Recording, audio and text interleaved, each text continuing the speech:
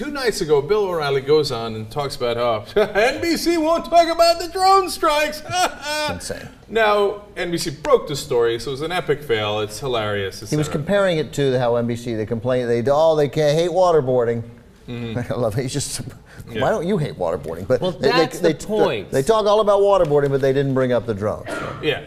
So, of course, he's 100% wrong because the first story was on MSNBC, Rachel Maddow's show, Mike Lizikoff. Broke the story. Yeah, of NBC News, broke it on Rachel's show. Okay.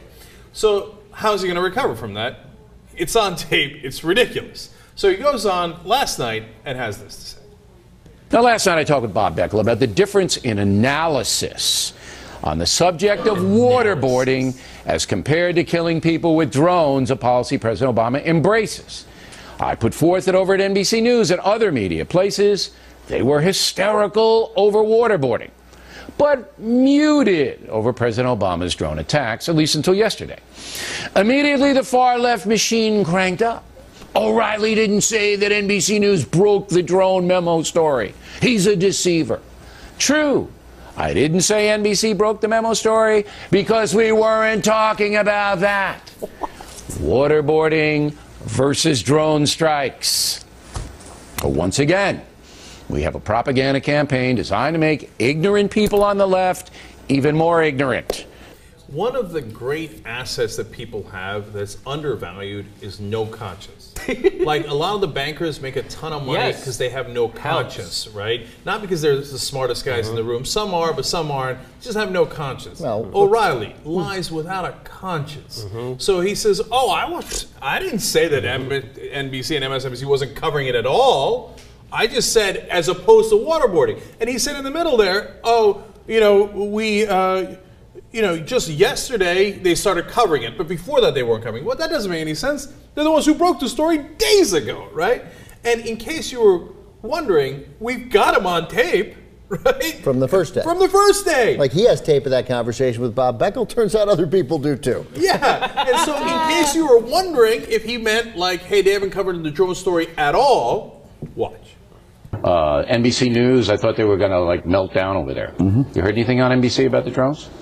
Not yet. No. And I don't care. Okay. All right, so you haven't heard anything over there about this, and then neither have I. I don't watch neither has my staff. Okay. So we haven't heard anything. But we heard a lot about waterboarding, but nothing about drone strikes. Nothing about drone strikes. We haven't heard anything. And that was yesterday, the day they broke, the day after they had broken the story, right? A couple of days after they broke the story. That was the thing that got him in trouble. Yeah, so he's just blatantly lying. Blatant. He's saying we weren't talking about the drone strikes. We were talking about waterboarding versus drone strikes. You're talking about drone strikes. Yeah, they mentioned waterboarding later in the conversation, but the whole first part of the conversation is they haven't mentioned the drone strikes at all. Also, but this will, and then like, so Brian will, so let me ask you this question. So when stuff like this happens every day, and then when Barack Obama's administration didn't want to let the Fox News have credentials at the White House, right? But then all the other news agencies stood up for Fox. When is the other news agencies going to try to marginalize them? Never. And so I talked about this earlier this week in relationship to an article that Howard Kurtz wrote about this issue.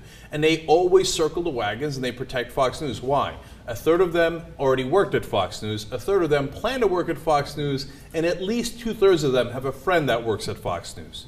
I've been there, I know, and in the building at MSNBC, about a third of the people already worked at Fox News. You think they're going to say, yes, I was doing propaganda, it was total BS, and I worked for the Republican Party? Are they going to say, my really good friend Bob, who works right across the street at Fox News, is an asshole? He's a propagandist, and they don't really do news. No, they're all going to circle the wagons, and they're going to say, no, it's real, it's real, it's real, it's real, a real news channel, and I can't wait to get paid by it. But Fox News demonizes the mainstream media every day. That's why it's an uneven playing field. That's why Fox News wins, because one side fights and the other side doesn't.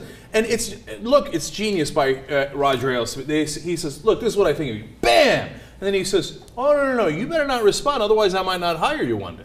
Yeah, it's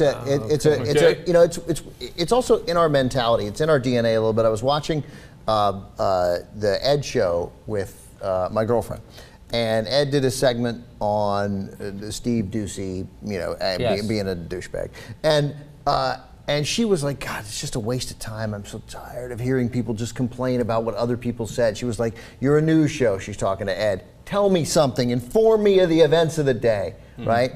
And, you know, why do they waste time running clips from Fox? And I thought, well, but I was like, look, you got to. Yeah. You absolutely have I to. agree. You have to. You can't. This fight is not over. This fight has changed so dramatically since 2004, 2005, right? We've battled back. We have made significant ground. But it's not over until they are, you know, they can't say anymore fair and balanced and have it land with anybody other than the 10 million people who rotate listening to those shows. Like, no one buys it. But that said, still, until they are until the idea of giving them a seat in the White House briefing room is the same as giving it to World News Daily. Until that moment comes, you continue to belittle them every day.